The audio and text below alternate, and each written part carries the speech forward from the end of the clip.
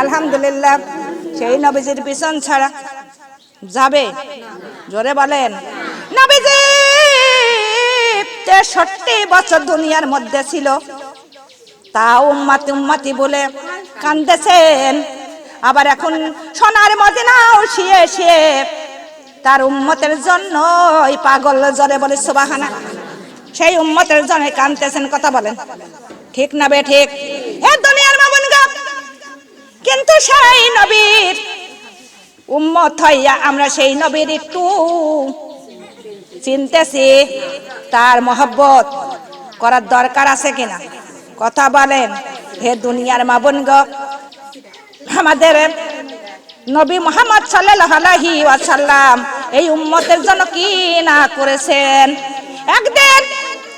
একদিন আমার নবীজি হযরত আয়েশার ঘরে শুয়েছিলেন। হযরত আয়েশা উঠিয়া দেখে নবীজি বিছনায় নাই, কিন্তু তখন দেখে ঘরের মধ্যেও নাই নবীজি। তখন নবীজি কোথাও নাই। হযরত আয়েশা রাদিয়াল্লাহু আনহা তখন ঘরের থেকে পাগলিনীর মতো ছোটাছুটি করতে লাগলো। চলে গেল মা ফাতিমার হজরায়, সেখানেও নবীজি নাই। চলে গেল মসজিদের কোনায়, কিন্তু আমার নবীজি সেখানেও নাই। কোন জায়গায় আমার নবীজির খোঁজ খবর নাই। সারা মদিনায় রেল পড়ে গেল, কান্নার রেল, এবং নবীজি নাই, নবীজি নেই। সমস্ত মদিনার মানুষরা সব হয়রান হয়ে যাচ্ছে। হযরত ওমর ফারুক আর আবু বকর ওই সময় নবীজির খোঁজ করতে চলে গেল। যাইতে যাইতে একটা ওই মদিনার শহরে যাইয়া ওই ওমর ফারুক বলতেছে, হে মদিনার লোকজন শুনে নাও, 1 ঘন্টার মধ্যে যদি আমার নবীজির যদি লাশটাও না দিতে পারো, তোমাদের ঘাড়ের থেকে আমি একটা মাথা কেটে কেটে আলাদা করে দিব। জোরে বলে সুবহানাল্লাহ। ওমর ফারুক এই কথা যখন বললেন, আবু বকর বলতেছেন, ভাই ওমর পাগলামি কইরো না, চলো আমরা নবীজির খোঁজে যাই। খুঁজতে খুঁজতে চলে গেল একটা পাহাড়ের কিনারায়। মদিনার থেকে 3 মাইল দূরে একটা পাহাড়ের নিচে কয়েকটি রাখাল আর কয়েকটি বকরি ভিড় করে আছে। তখন ওমর ফারুক আর আবু বকর যা বলতেছে, ও রাখালরা, এমনি দেখি দয়ার নবী মায়ার নবী গেছে, তোমরা কি দেখছো? বলে, আমরা তো দয়ার নবী মায়ার নবীকে চিনি না, কিন্তু এই পাহাড় থেকে একটা আওয়াজ আসতেছে, কে যেন উম্মাত উম্মাতি বলে কাঁদতেছেন। কিন্তু আজকে 3 দিন যাবত আমরা এখানে বকরি উট চড়াইতে এসেছি, একটা বকরু ঘাসে মুখ দেয় না, একটা উট ঘাসে মুখ দেয় না, একটা উটের বাচ্চা উটের দুধ পান করে না, একটা বকরির বাচ্চাও একটা বকরির দুধ পান করে না। জোরে বলে সুবহানাল্লাহ। কিন্তু আপনারা দয়া করে ওই লোকটাকে বাহির করে নিয়ে যান, কেননা আমার উট বকরি ওই পাহাড় যে তাকায়া তাকায়া 2 চোখের পানি ছেড়ে দিয়ে কান্দে। কত করে পিটাইতেছি বাড়ি নেওয়ার জন্য, একটা বকরি উট বাড়ির দিকে যায় না, শুধু এখানে দাঁড়াইয়া দাঁড়াইয়া কাঁদতেছেন। জোরে বলে সুবহানাল্লাহ। হে মা বোনেরা শুনে নাও, উম্মতের দরদি নবী ওই পাহাড়ের গুহার মধ্যে সিজদায় পড়ে কান্দেন। সেই নবীজির মহব্বত করার দরকার আছে কিনা? এ দুনিয়ার মা বোনগণ, আবু বকর ওমর ফারুক ওই লতা পাতা ধরে ওই পাহাড়ে উঠে গেল। পাহাড়ে উঠে যাইয়া গুহার মুখে দাঁড়াইয়া ওমর ফারুক সালাম দিলেন। আবু বকর দিয়ে বলতেছেন, আল্লাহর নবী, আর আপনার কাঁদা লাগবে না, কেননা আমি ওমর ফারুক এসে গিয়েছি। কিন্তু ওমর ফারুক এসে গেছে, আমি যেদিন থেকে ইসলাম গ্রহণ করেছি সেই দিন থেকে যত নেকি করেছি আমি সমস্ত নেকি আপনার উম্মতের দান করে দিলাম। জোরে বলে সুবহানাল্লাহ। তাও মাথা উঠায় না, শুধু কাঁদতেছেন। এমন সময় আবু বকর কেন্দে বলে, ও হুজুর, আর আপনি কাঁদবেন না উম্মতের জন্য, আমি আবু বকর এসে গেছি, আপনার উম্মতের জন্য আর কাঁদা লাগবে না, কেননা আমার আল্লাহর নবী আর আবু বকর আমার আল্লাহ নিজেই তাদের নিজেই মক্কা থেকে মদিনায় পাঠাইয়া দিলেন হিজরত করতে। জোরে বলে সুবহানাল্লাহ। কিন্তু আবু বকরের আল্লাহ তাআলার নবী ঘোষণা করেছিলেন যে সারা দুনিয়ার নেককার নেকি যদি নেস পাল্লায় দোয়া হয়, আর আমার আবু বকরের নেকি উপর পাল্লায় দোয়া হবে, কিন্তু আবু বকরের নেকির পাল্লায় ভারী হয়ে যাবে। জোরে বলে সুবহানাল্লাহ। আবু বকর কেনতে বলেন আল্লাহর নবী তার কাদা লাগবে না, সে আবু বকর এসে গিয়েছে, আমি যত নেকি করেছি আপনার উম্মতের আমি দান করে দিলাম। জোরে বলে সুবহানাল্লাহ। তাও আমার নবী কিছুতেই মাথা সিজদা উঠায় না, দুই চোখের পানি ছেড়ে দিয়ে শুধু সিজদায় পড়ে কাঁদতেছে মাবুদের কাছে। কার কাছে? কার জন্য কাঁদতেছে? এই উম্মতের জন্য।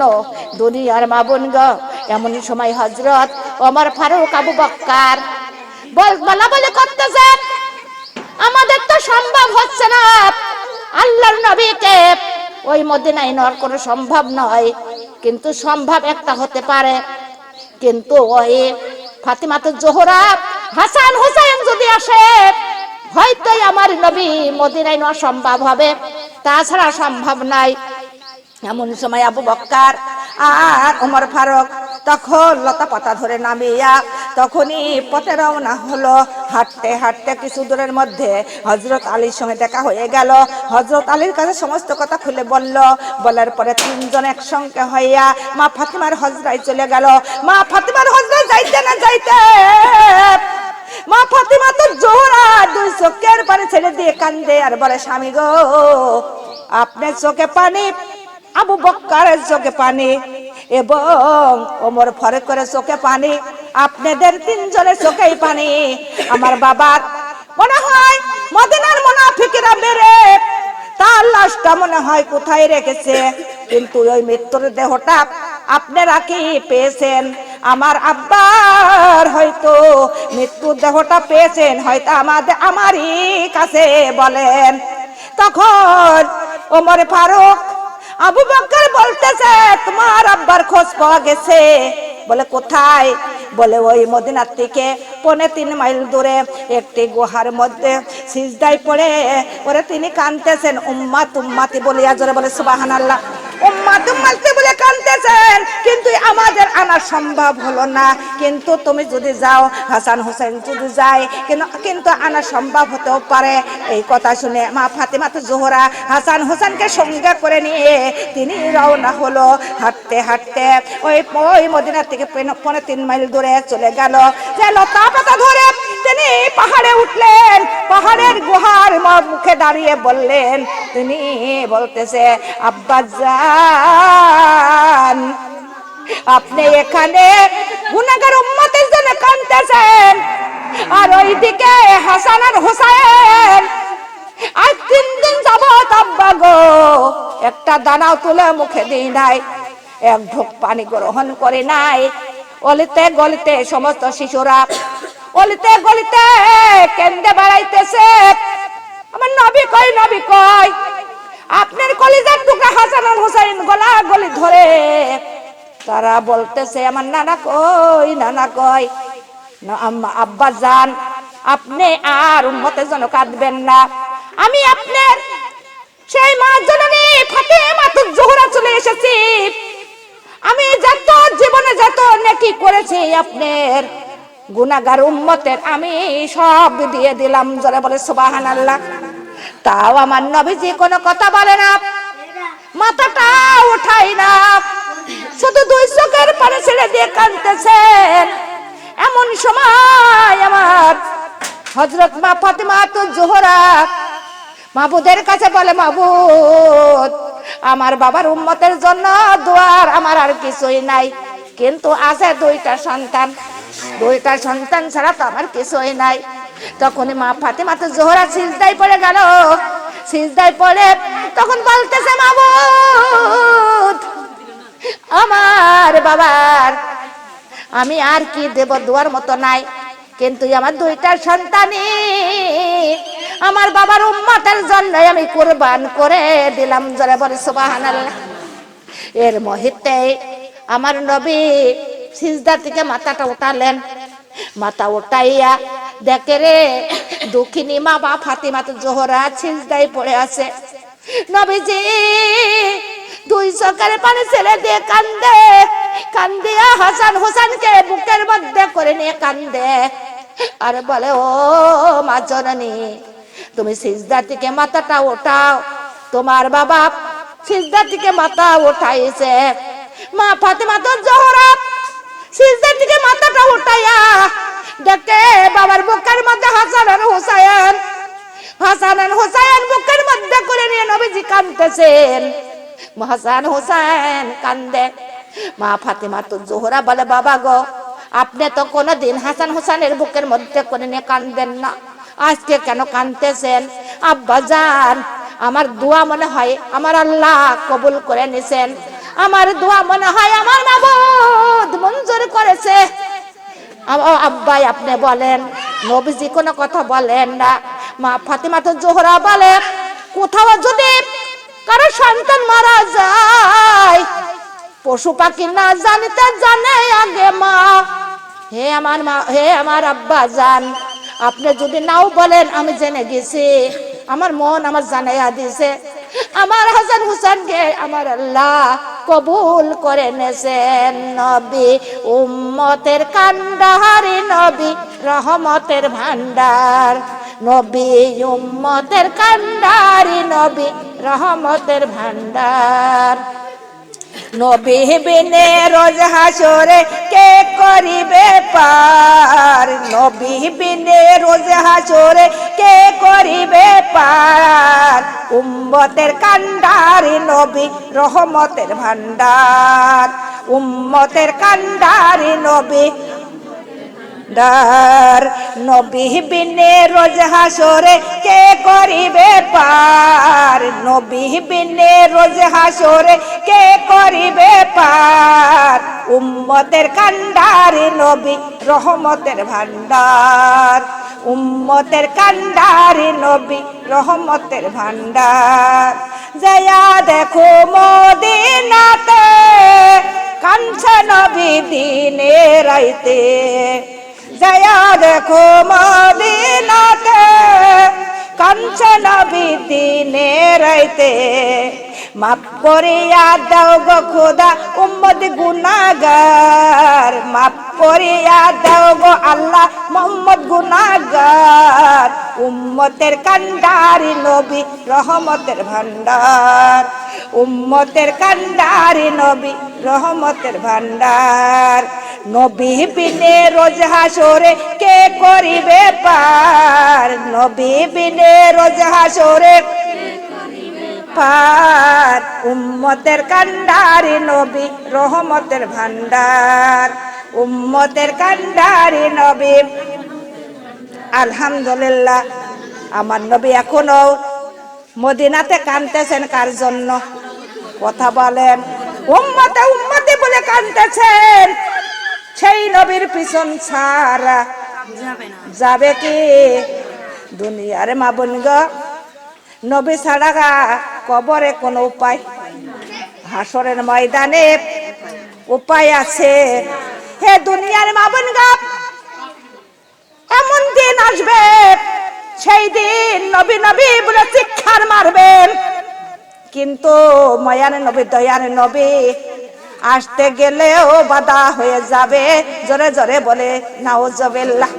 হে দুনিয়ার মা বোন গো, আমার নবী দয়ার নবী মায়ার নবী কাল কিয়ামতে হাসরের ময়দানে যেদিন শাফায়াত করবে, সেই দিন সমস্ত উম্মতের কান্ডারি নবী মোহাম্মতের নবী কিন্তু দৌড়ে দৌড়ে আসবে। সেই সময় আমার আল্লাহ তাআলা তার সামনে কালো পর্দা ফেলাইয়া দিবেন। জোরে বলে সুবহানাল্লাহ। হে দুনিয়ার মা বোন গো, কিন্তু মানুষ ছুটাছুটি করবে, দৌড়াদৌড়ি করবে, এমন সময় সমস্ত বান্দা বান্দি চলে যাবে আমার আদি পিতা হযরত আদম আলাইহিস সালামের নিকটে। যাইয়া বলবেন, হে আমার আদি পিতা, আপনি সারা জাহানের পিতা, কিন্তু আপনি আমাদের শাফায়াত করতে পারেন, সুপারিশ করতে পারেন, আপনি আমাদের জন্য একটু সুপারিশ করেন। আদম আলাইহিস সালাম বলবে, আমার পক্ষে সম্ভব নয়। কেন না, আমি আল্লাহর হুকুম ছাড়া আমি একটি ফল খেয়ে ফেলেছিলাম, গন্ধম ফল খেয়েছিলাম, এই কারণেই আমার বিচার হবে, কিন্তু আমি তোমাদের শাফায়াত করতে পারবো না। কিন্তু তোমরা চলে যাও ইব্রাহিম আলাইহিস সালামের নিকটে, হয়তো তিনি পারবেন। সমস্ত লোক দৌড়াবে, দৌড়ে ইব্রাহিম আলাইহিস সালামের নিকটে চলে যাবে। আমার জাতির পিতা ইব্রাহিম খলিলুল্লাহ, হে দুনিয়ার মা বোনগা, সমস্ত উম্মতরা জাতির পিতার কাছে যে বলবে, হে আমার জাতির পিতা, আপনি আমাদের জন্য সুপারিশ করেন, শাফায়াত করেন, আমাদেরকে বাঁচান এই কঠিন বিপদ থেকে।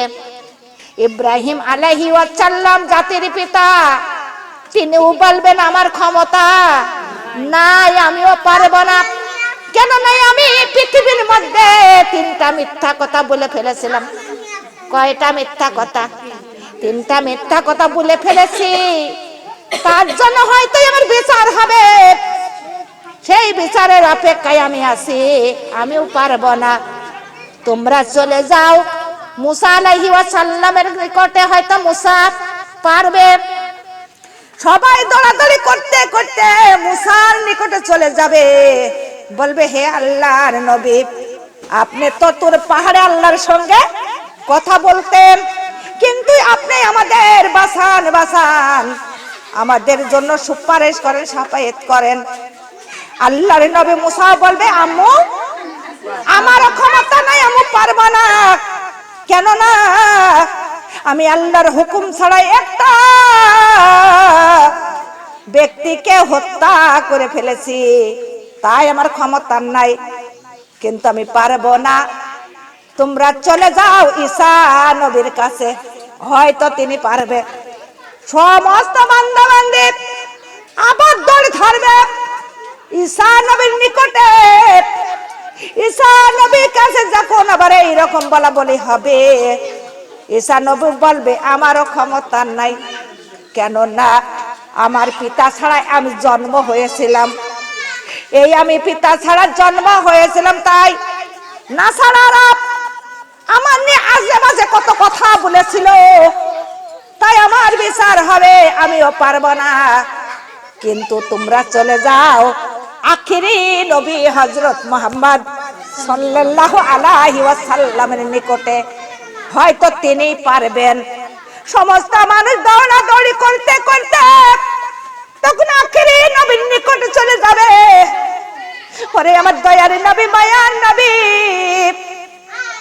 তখন এই গুনাহগার উম্মতের আওয়াজ শুনিয়া তিনি দৌড় দিবেন, হাসরের ময়দান থেকে দৌড়াবেন। যখন দৌড়াবে, এমন সময় আমার রব্বুল আলামিন একটা পর্দা, একটা রশি টানাইয়া দিবেন। জোরে বলে সুবহানাল্লাহ। রশি টানাইয়া দিবে, তখন কি আর ওই পাশে পার হওয়া যাবে? যাবে না। ওই পাশে উম্মত, এই পাশে আল্লাহর নবী। কিন্তু আল্লাহর নবী 2 চোখের পানি ছেড়ে দিয়ে কাঁদবে, হে রব্বুল আলামিন, হে আমার মাবুদ, আমার উম্মতের কেন শাফায়াত করতে দিচ্ছেন না? কেন আমার উম্মতের কাছে আপনি যাইতে দেন না? আল্লাহ বলবেন, হে আমার বন্ধু, আমি যা জানি তুমি তা জানো না। কিন্তু বন্ধুরে, ওই দুনিয়ার উপরে তোমার এই নিষ্ঠুর উম্মত, এই উম্মতিরা তোমার ইসলাম মানি নাই। আর এই ইসলাম নিয়ে কত বিরোধতা, করেছে কিনা জোরে কন। হে দুনিয়ার মা বোন গো, এই ইসলাম নিয়ে কত বিরোধিতা করেছে, তোমার সুন্নাত নিয়ে তারা কত কথা বলেছে, কিন্তু তোমার সুন্নাতকে অমান্য করেছে, ইসলামকে অমান্য করেছে। তুমি জানো না বন্ধুরে, আমি তো জানি। তাই আমি আল্লাহ ওদের নিকট যাইতে দেব না, সুপারিশ আর সাফায়াত কিছুই করতে দেব না। জোরে বলে নাউজুবিল্লাহ। হে দুনিয়ার মা বোন গো, তাহলে তারা কেমন সেই দিন কি বিপদে পড়বেন কথা বলেন।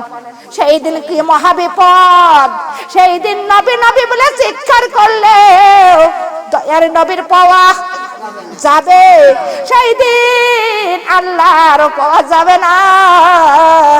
ওই দিন থেকে আর ফিরে আসা যাবে, জোরে বলেন যাবে না। সেই সময় বিচার করবেন কে কথা বলেন। আল্লাহ বলেন মালিক ইয়াউমিদ্দিন, আল্লাহ হলেন বিচারের মালিক, আল্লাহ হলেন সারা জাহানের মালিক, আপনার আমারও মালিক। কিডা মালিক কথা বলেন? আমাদের স্বামী সন্তানের মালিক কিডা? আমাদের জীবনের মালিক, মালিক ছাড়া হাঁটার উপায় নাই। ওরে জীবনের মালিক, মালিক ছাড়া জীবন চলে না। চলে? জোরে বলে জীবন চলে না। এক পা হাঁটার ক্ষমতা, একটা কথা বলার ক্ষমতা আছে নাই দুনিয়ার মা বোন গো। সেই আল্লাহ তাআলা বিচারে বসে যাবেন, বিচারে বসে যাবেন। যাররা যাররা হিসাব কে নেবে কথা বলে? আল্লাহ সেই দিন হিসাব নিতে থাকবে, সেই দিন হিসাব নিবে যাররা যাররা করে হিসাব। হে দুনিয়ার মা বোন গো, সেই সময় আমার আল্লাহ চারজন স্বাক্ষরকে জোগাড় করবেন। কয়জন? চারজন স্বাক্ষরকে জোগাড় করিয়া বলবে, ও স্বাক্ষররা তোমরা এখানে হাজির হও। স্বাক্ষর হাজির হয়ে যাবে। এক নাম্বার স্বাক্ষর হলো আসমান, দুই নাম্বার স্বাক্ষর হলো পায়ের তলার জমিন, তিন নাম্বারের স্বাক্ষর আমাদের কান্দের ফেরেশতা কিতাবিন কিরামিন, আর চার নাম্বার স্বাক্ষর আমাদের হাত মুখ কান। স্বাক্ষর দেওয়া শুরু করবে, তখন আল্লাহ বলবেন, ও আকাশ, ও জমিন, তোমরা কি দেখেছো আমার এই বান্দা বান্দিকে? তারা বলবেন, রব্বুল আলামিন, এই আকাশের তলায় জমিনের উপরে এরা খারাপ কর্ম করেছে কিনা, ইসলামকে অমান্য করেছে কিনা, এই জমিনে বসিয়া বসিয়া কুটু কথা বলেছে কিনা, জোরে হয় না কথা, বলেছে কিনা জোরে বলেন। হে দুনিয়ার মা বোন গো, এমন মহিলারাও আছে, আবার পুরুষরাও আছে কিনা। আল্লাহ তখন বিচার করবে। বিচার করার পর তখন আসমান জমিন চারজনের স্বাক্ষর হয়ে যাবে। তখন তাদের ফি নারী জাহান্নামা খালিদিন, জাহান্নামের ঘোষণা হয়ে যাবে। আল্লাহ বলেন, ইন্নাল্লাযীনা কাফারু বিরাব্বিহিম আযাবু জাহান্নামা বিসাল মাসির। আল্লাহর কথা যারা অমান্য করে, রাসূলের বিধান যারা মানে না, তারাই তো যাবে। কোথায় যাবে জোরে বলেন? কোথায় তো জোরে কোন? কোথায় যাবে? জাহান্নামের ঘোষণা হয়ে যাবে। তখন তারা বলবে, হে রব্বুল আলামিন, জাহান্নামে তো যাওয়াই লাগবে, কিন্তু আমাদের একটা নেতা আছে, আছে কিনা? আমাদের একটা নেতা আছে, নেতার কাছে আমরা যাব, কিন্তু একটু যার সুযোগ দেন। আল্লাহ বলবে, যাও দেখা করে আস। তখন তারা দেখা করতে চলে যাবে। দেখা করতে যা বলবে, হে নেতাজি, কিন্তু আজকে তো আমাদের ঘোষণা হইলো জাহান্নাম, কিন্তু জাহান্নামে তো যাচ্ছি, কিন্তু হে নেতাজি, দুনিয়ার মধ্যে আপনার পিছনে ছিলাম। কার পিছনে? হ্যাঁ কথা বলেন। আরে নেতার পিছনে, নেতার পিছনে ছিলাম। ওই নেতার হুকুমে কতজনের মায়ের বুক খালি করে কিনা। কতজনের নেতার হুকুমে গাছপালা ধরন্ত গাছ কাটে খেত কাটে কত অত্যাচার, এমনকি কারণ বুকের মানিককে কেড়ে নাই কিনা এই রকম ভাবে অত্যাচার করেছিলাম, অন্যায় কাজ করেছিলাম তোমার হুকুমের নেতা। কিন্তু সেই দিন আমরা আসামি হইতাম, নিয়ে যেত জেলে, আর জেলের থেকে তুমি টাকা পয়সা দিয়ে নেতা ছাড়াই আনতে। কিন্তু আজকে আমাদের জাহান্নামের ঘোষণা, আজকে আমরা জাহান্নামে যাইতেছি। ও নেতাজি, আজকে আমাদের জাহান্নাম থেকে বাঁচান। সবাই বলে নাউজুবিল্লাহ।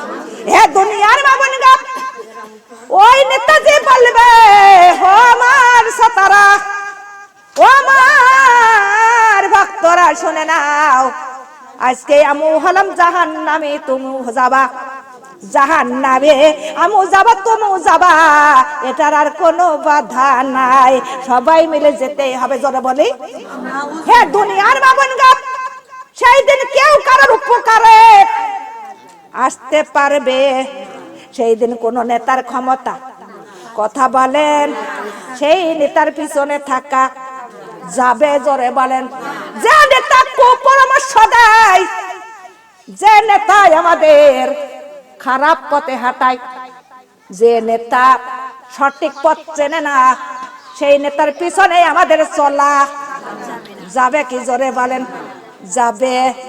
ও দুনিয়ার মামুনরা, আমরা এমনকি নিজেরাও সৎকর্ম করব, অপরকেও সৎকর্মের উপদেশ দিব, আবার নিজেরাও অসৎ কর্ম করব না, যে করবে তাকে বাধা হয়ে দাঁড়াবো।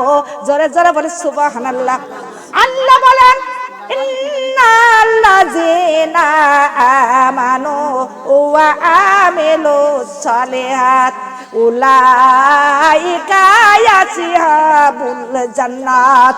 আল্লাহ বলতেছেন, আমার নেককার বান্দা বান্দি যারা সৎ কর্ম করে আর তারা সৎ কাজের উপদেশও দেয়, কথা বলেন, আর যারা যারা সৎ কর্ম করে তারাই অসৎ কর্ম করে না, তারাই অসৎ কাজে যে করে তার বাধা হয়ে দাঁড়ায়। আল্লাহ বলেন করো, কিন্তু আল্লাহ বলেন তারাই পাবি জান্নাত। জোরে বলে সুবহানাল্লাহ। ফাদখুলু ফি ইবাদি ওয়াদখুলি জান্নাত। আল্লাহর কর্ম করো, আল্লাহর গোলামি করো, আল্লাহর গোলামি হও। আল্লাহর গোলামি করে যদি কবরে যাও, নিশ্চয় তোমরা জান্নাত পাইবা।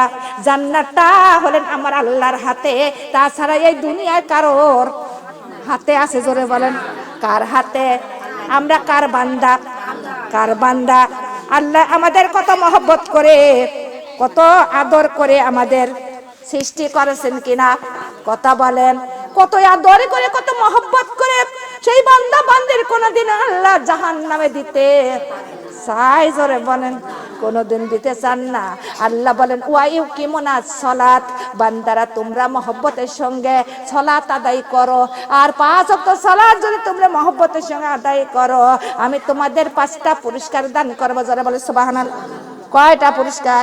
আল্লাহ বলেন, প্রথম নাম্বার পুরস্কার, মায়ের কোলে শিশুরা যেমন দুধ পান করতে করতে ঘুমিয়ে পড়ে, এমন শিশুর মতো মতের সময় তোমরা ঘুমিয়ে ঘুমিয়ে পড়বে। 2 নাম্বার পুরস্কার, কবরে যাইতে না যাইতে কবরের আযাব বন্ধ হয়ে যাবে কিয়ামত পর্যন্ত। 3 নাম্বার পুরস্কার, হাসরের মাঠে তোমাদের ডাইন হাতে আমলনামাটা পৌঁছায় দেওয়া হবে। 4 নাম্বার পুরস্কার, মিজানের পাল্লা নেকির পাল্লা অত্যন্ত ভারী হবে। 5 নাম্বার পুরস্কার, 30,000 দূরের পুলসিরাত চোখের পলকে বিজলি নাইয়া তোমরা পার হয়ে যাবে। জোরে বলে সুবহানাল্লাহ। কয়টা পুরস্কার? এই পুরস্কার দিবেন কে? কিসের বিনিময়? আমলের বিনিময়। কিসের বিনিময়? আমলের বিনিময়, নামাজের বিনিময়। নামাজ হলো জান্নাতের চাবি। আমার নবী হাদিসের মধ্যে বলে, নামাজ ছাড়া জান্নাতে যাওয়া কারোর পক্ষে সম্ভব আছে? জোরে বলেন, এ দুনিয়ার মা বোনেরা, কিন্তু 30,000 দূরের পুলিশের কয় হাজার দূর, কথা বলেন, 30,000 দূরের রাস্তা বিজলি, কেউ কেউ পার হবে বিজলির নাইয়াই, কেউ পার হবে চোখের পলকে, কেউ কেউ পার হবে ঝড়ের গতিতে, আবার কেউ কেউ পার হবে হেঁটে হেঁটে হামগুড়া দিয়ে, আবার কেউ পুলের উপরে পাও রাখতে না রাখতে কেটে কেটে দোজকের মধ্যে পড়ে যাবে। জোরে বলে নাউজুবিল্লাহ। ওই পুলটার শাখা হবে চুলের চাইতো চিকন, আর হীরার চাইতো ধারালো। আমাবাসিয়া রাতের দিকে হবে ওইটা অন্ধকার। সবার জন্য কি হবে? জোরে বলেন। যারা আল্লাহর বিধান মেনে চলে, যারা আল্লাহকে ভয় করে, তাদের জন্য ওই পুলের উপরে নূরের বাতি, নূরের আলো জ্বালানো থাকবে। তারা এমন পরিষ্কার ভাবে রাস্তা দেখতে পারবে, ঝড়ের গতিতে পার হয়ে যাবে। জোরে বলে সুবহানাল্লাহ। ওই পুলের ব্রিজ, ওই পুলটা দেখিয়া আমার দয়ার নবী কান্দে জারে জার হয়ে যায়। কেননা এত গভীর জায়গা, আর চুলে চাইতো চিকন, হিরে চাইতো হবে ধারালো। আমাবাসিয়া রাতের দিকে এই পথটা অন্ধকার হবে, কিন্তু পুলের উপরে পাও রাখতে না রাখতে গুনাহগারীরা কেটে কেটে কোথায় পড়ে যাবে? দোজকের মধ্যে পড়ে যাবে। এই দৃশ্য দেখিয়া আমার দয়ার নবী কান্দে জারে যাক। ও উম্মত